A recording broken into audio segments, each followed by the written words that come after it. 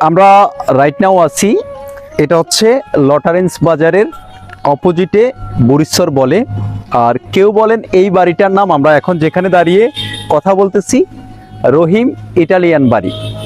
এই ভদ্রলোকের নাম, আর পিছনে যে বাড়িটা এটা তার রহিম, তিনি ইতালিতে থাকতে। দেখেন, আমি ভাবলাম যে যারা আমার ভালোবাসার মানুষ আছেন তাদের সাথে একটু শেয়ার করি।